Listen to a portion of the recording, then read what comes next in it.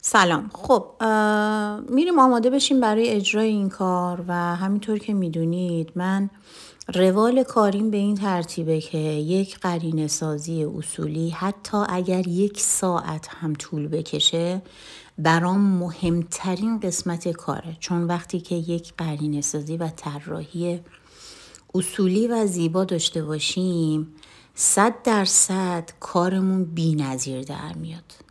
مثل اسکلتیه که برای یه خونه یه مهندس بنا میکنه و اون اسکلت هر چقدر زیبا از پایه چیده بشه اون خونه معماری جذابی خواهد داشت.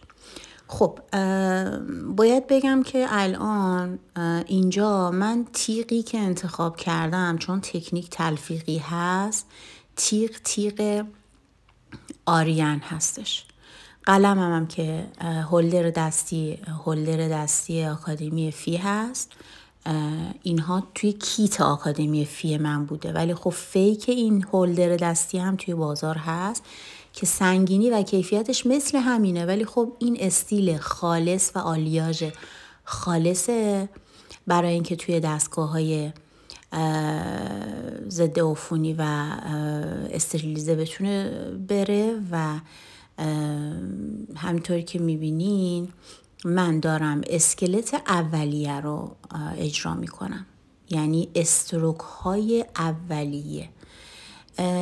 روی ابروی موافق خودم هستم. ابروی موافق خودم میشه ابروی چپ مشتری و من سعی میکنم رنگ رو اینقدر کم بردارم که استروک هام رو در حالتی که دارم اجرا میکنم اسکلت های اولیم رو هم تمیز اجرا بکنم و رنگ اضافی باز نشه روی پوست. نگاه کنید الان حتی تشخیصش با اون طراحی من سخت هم هست.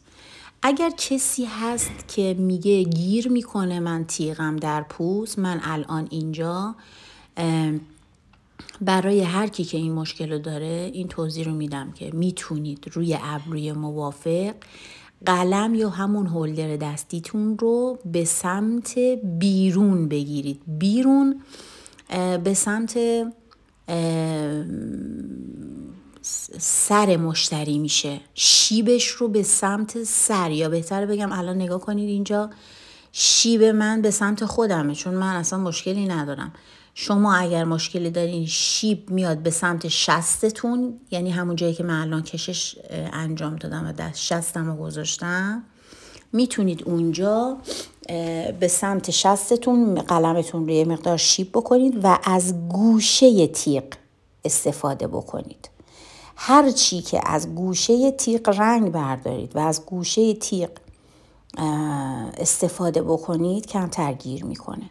تیغ رو هم که گفتم بهتون آریانه و یو مدلش و تعداد سوزنش 24.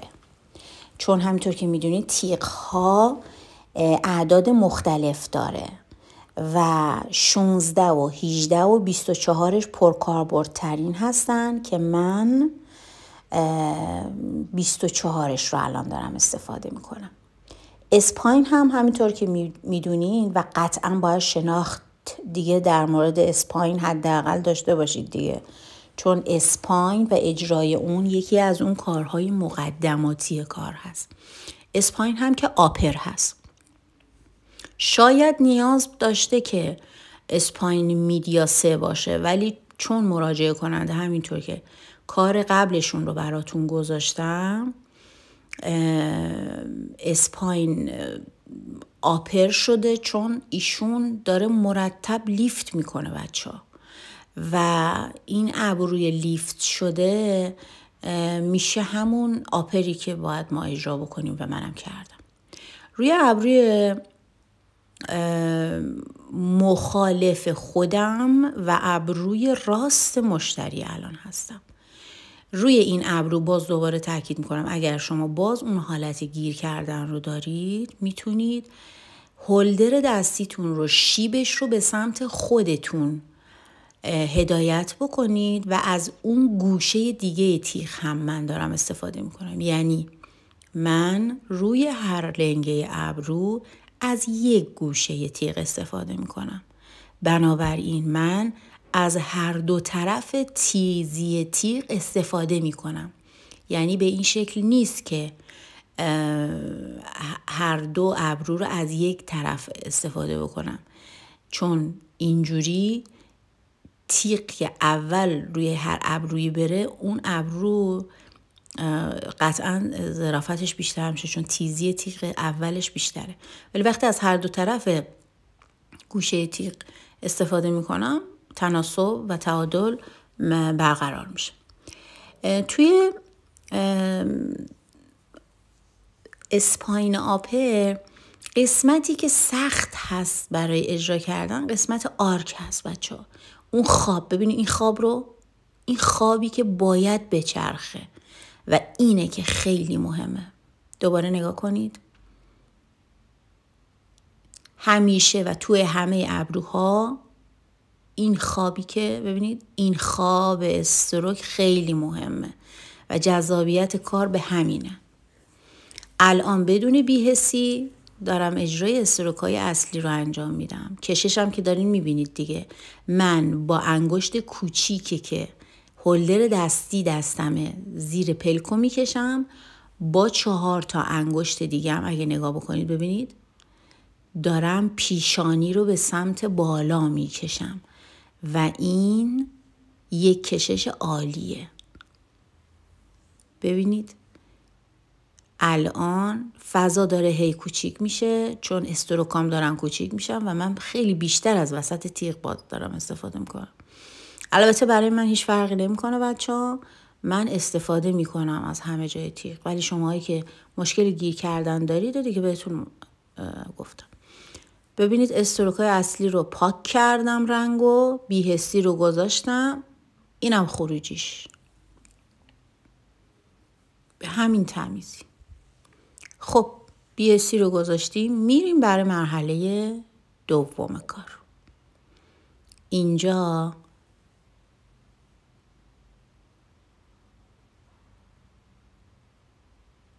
اینجا کاملا از وسط تیغ استفاده میکنم.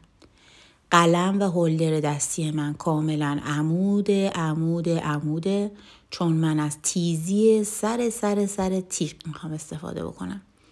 اگر زاویه دار بگیرید از بغلای تیغ استفاده میکنید. اینجا بین 2 استروک ثانویه رو اجرا میکنم. پترنی که دارم اجرا میکنم پترن بولد بروزه. دوباره تکرار.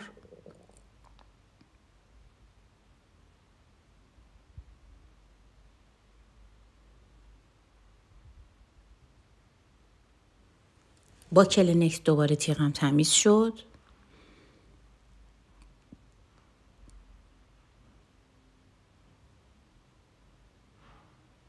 دیدم کم شد، با براش جابجا کردم موی ابرو رو، چون موی ابرویی که بچه خواب خودش خواب لیفت نیست، یه حالت بد فرفری میگیره و خیلی کار روی این ابروها سخته. شمایی که این کار هستید باید درک کنید من چی میگم. اگر کسی کار کرده باشه و تجربهش مثل من باشه باید بفهمه. تکرار از وسط تیغ تعداد سوزن کم میشه، تیزی سوزن هم بیشتر میشه بچه ها. ببینید بین 2 استروک اجرای ثانویه،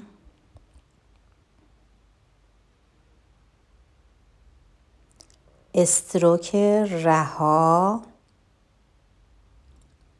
که به هیچ جا نمیچسبه و زیبایی خودش رو داره. دوباره موی ابرو نمیذاره، من دیدم کامل نیست. دوباره جابجا میکنم موی ابروشو. ببینید با نوک تیغم این ور اون ور کردم، با شستم گرفتم موها رو.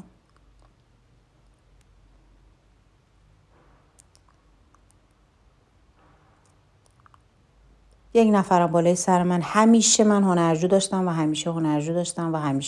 داشتم که اجراهای من میبینی همیشه یک نفر هست. الانم یه نفر فکر میکنم بالای سرم، ولی اصلا نمیدونم کی بوده. دارم توضیح میدم. ولی برای اینکه اینجا توضیحات رو براتون ریزتر بدم براتون صدا گذاری کردم.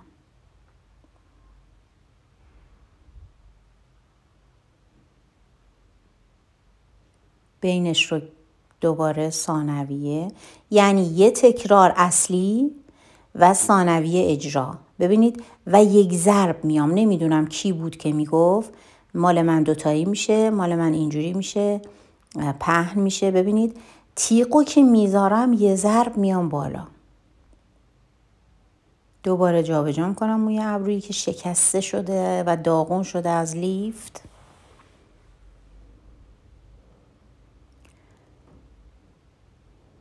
و تکرار و به همین منوال. بچه ها فیلممون خیلی طولانی میشه و من فکر میکنم اینجا دیگه قشنگ متوجه شدی داستان چیه.